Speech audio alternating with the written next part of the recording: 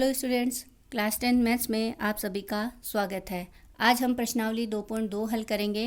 प्रश्नावली 2.2 में हमें क्या हल करना है कि दिए गए द्विघात बहुपदों के शून्यक ज्ञात करने हैं और शून्यकों और गुणांकों के बीच में संबंध और उसकी सत्यता की जांच भी करनी है। तो सबसे पहले हम दिए गए बहुपद के शून्यक ज्ञात कर लेते हैं और उसके बाद उसके शून्यांकों और गुणांकों के संबंध की सत्यता की जाँच करने के लिए हमें कौन सा सूत्र यूज़ करना होगा वो मैं उस समय बता दूँगी। तो सबसे पहले देखो, अपने पास में जैसे पहले का पहला ही क्वेश्चन है कि x² माइनस 2x माइनस के 8 है। इस समीकरण के शून्यांक ज्ञात करने के लिए अब हम क्या करेंगे, इसके टुकड़े करेंगे। तो यहाँ पे ये जो मान है अपना, ये कौन है, अचर पद मान है। ये है -8 है अपने पास, और x का गुणांक यहाँ पे कितना है, x का गुणांक है यहाँ पे -2।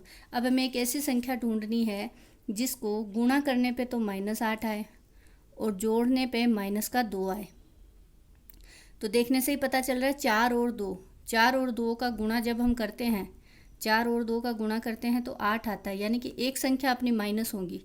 जैसे मान लो मैंने 4 को माइनस किया तो पहली संख्या -4 और दूसरी संख्या है 2, इन दोनों का जब गुणा करते हैं तो -8 आता है, यानी कि गुणा करने पे तो -8 आए और जोड़ने पे -2 आए। जोड़ने पे मतलब -4 और +2 को जोड़ते हैं तो ऑब्वियसली 4 है वो बड़ी संख्या है, 2 छोटी संख्या है, तो अपने पास क्या बचा, -2 बचा। इसका मतलब कि ये जो x का गुणांक है -2, इसके हमने 2 टुकड़े कर लिए। तो हम इसको पहले इस तरह से लिखेंगे कि x² -4x और +2x और -8, यानी फर्स्ट और लास्ट वाले स्टेप को तो ऐसा कैसा लिख देंगे, -2x के 2 टुकड़े कर लिए, -4x और +2x। तो देख लो आप इसको, अगर आप सेट करते हो -4 में से +2 घटाते हो तो -2x ही बचता है। अब हम इन दो के टुकड़ों को ले लेते हैं और इन दोनों में से कॉमन लेते हैं। इसमें देखो एक तो x कॉमन आ रहा है, सिर्फ x ही कॉमन आ रहा है, संख्याओं में तो कुछ कॉमन है ही नहीं। x कॉमन ले लिया, x² में से x कॉमन ले लिया तो यहाँ पे x की घात 2 है, यानी x गुणा x है। एक x हमने कॉमन ले लिया, यहाँ से बचा x। ये x हमने कॉमन ले लिया तो यहाँ से कितना बचा, यहाँ से बचा -4। लेकिन इस वाले पार्ट में देखो प्लस का 2 भी कॉमन आ रहा है, क्योंकि 8 में भी है 2 है, और यहाँ से 2 हमने कॉमन ले लिया तो यहाँ से बचा x, यहाँ से बचा माइनस का, क्योंकि बाहर प्लस है इसलिए, और 8 में से 2 कॉमन लेंगे तो 4 दूनी 8 होता है, तो 2 कॉमन आ गया तो 4, यानी कि 2 का अंदर गुणा करेंगे तो वही मान वापस बन रहा है। अब इन दोनों ही स्टेप में से x-4 और x-4 भी फिर से कॉमन आ रहा है, तो फिर हम x-4 कॉमन ले लेंगे। यहाँ से तो बचा x और यहाँ से बचा +2। इस तरह से अपने पास में ये 2 गुणनखंड बन गए दी गई समीकरण के, x-4 और x+2। अब हमें यहाँ पे इसके शून्य ज्ञात करने हैं। तो बहुपद के शून्यकों के लिए हम क्या करेंगे, इन दोनों मानों को अलग अलग 0 के बराबर लिख देंगे। तो x-4 बराबर 0 और x+2 बराबर 0। 0 के बराबर लिखने के बाद में 4 जब बराबर के इधर आएगा तो इधर यह माइनस का है, इधर आके प्लस का हो जाएगा, यानी x बराबर 4 हो गया। 2 इधर प्लस का है, बराबर के इधर आएगा तो 2 क्या हो जाएगा, -2। इस तरह से ये 2 शून्यक आए अपने पास में। अतः ये अपनी द्विघात बहुपद है, क्योंकि x की घात कितनी दे रखी है अपने को, इसमें 2 दे रखी है। अतः द्विघात बहुपद x² माइनस 2x माइनस 8 के शून्यक 4 और -2 है। इसके बाद में हमें कहा गया है कि शून्यकों तथा गुणांकों के बीच की सत्यता की जांच भी कीजिए। तो अब यहाँ पे हम इसकी सत्यता की जांच करेंगे। सत्यता की जांच,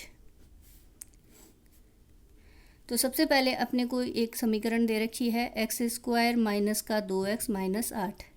सत्यता की जांच के लिए हम सबसे पहले इसका हल करते हैं शून्यकों का योगफल। पहला पॉइंट है अपना क्या, शून्यकों का योगफल।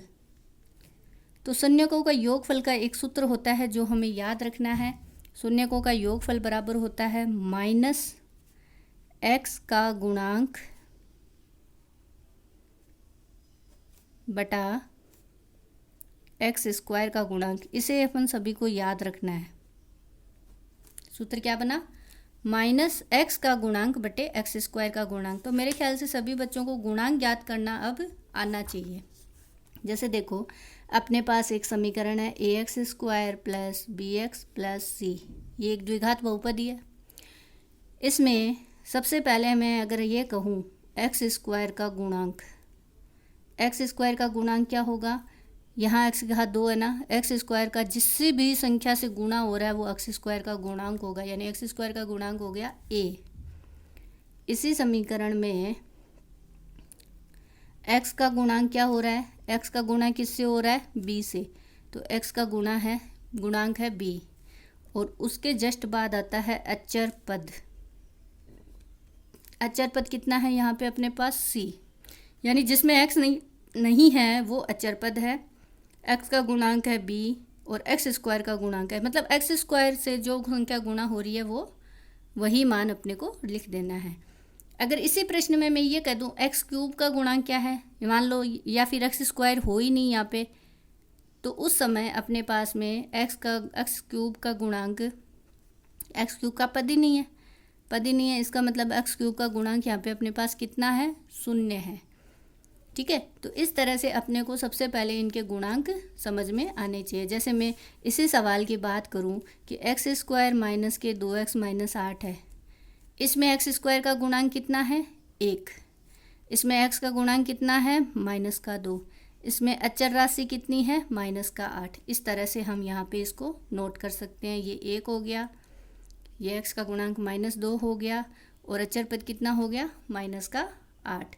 तो इस तरीके से हम अब इस सवाल को हल करेंगे जिसमें लिखा है कि शून्यकों का योगफल।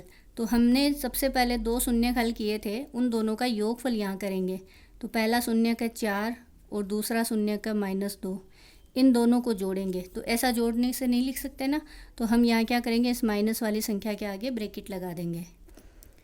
इधर -2 सूत्र में है। एक्स का गुणांक, इस समीकरण में एक्स का गुणांक कितना है, एक्स का गुणांक अपने पास -2, वही ब्रैकेट लगाएंगे माइनस होने की वजह, क्योंकि दोनों माइनस है। एक्स स्क्वायर का गुणांक अपने पास कितना आया, 1 आया, तो बट्टे में 1 लिख दिया।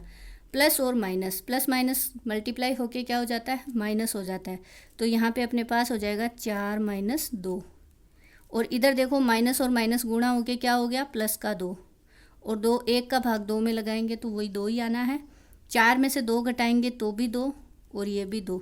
तो इस तरह से देखो दोनों तरफ हमने इसको इधर हल किया और इसको इधर हल किया, तो दोनों तरफ अपना मान क्या आया, 2 ही आया।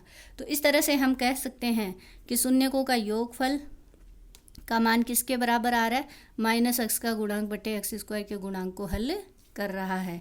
इसी प्रकार से आगे हम ज्ञात करेंगे शून्यकों का गुणनफल। तो शून्यकों का गुणनफल का सूत्र क्या बन जाएगा, अचर पद बटा एक्स स्क्वायर का गुणांक। शून्यकों का गुणनफल अपने पास में आया, तो शून्य क्या क्या थे अपने पास में, पहला शून्य था 4 और दूसरा शून्य था -2, इन दोनों का मैंने यहाँ गुणा कर दिया। अब बात आती है कि जो दी गई द्विघात समीकरण है उसमें अचर पद क्या है अपना, अचर पद है -8, जो कि मैंने यहाँ लिख दिया है, अचर पद है -8, और एक्स स्क्वायर का गुणांक कितना है, एक्स स्क्वायर का किसी से भी गुणा होता हुआ दिख रहा है, नहीं है, इसका मतलब यहाँ एक्स स्क्वायर का गुणांक कितना होगा, 1 होगा। तो हम यहाँ पे लिखेंगे अचर पद का मान है अपने पास -8 और एक्स स्क्वायर का गुणांक कितना है, 1 है, इस तरह से लिख लिया। अब इधर देखें, 4 को 2 से गुणा किया 8 आया, और यहाँ माइनस है और यहाँ 4 का गुणांक है वो प्लस से हो रहा है, तो प्लस माइनस गुणा होके माइनस, और इधर भी अगर हमने हल किया तो ये भी कितना आया, -8, यानी कि लेफ्ट हैंड साइड बराबर राइट हैंड साइड आ गई अपने पास में। तो इस प्रकार से सिद्ध हुआ कि दोनों ही शून्यकों का गुणनफल और शून्यकों का योगफल दोनों ही मान क्या है, सही हैं। तो इस तरह से हम इसकी सत्यता की जांच भी कर सकते हैं।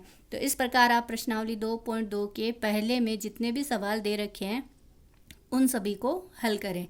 और किसी जैसे आपके पहले क्वेश्चन में दूसरा सवाल जो दे रखा है वो है 4s² - के 4s + 1 है, तो यहाँ x की जगह अपने को क्या लिख रखा है, s लिख रखा है, तो उससे कंफ्यूज नहीं होना है अपने को, और हल आपको इसी तरह से करना है ये पूरा सवाल। ठीक है, थैंक यू।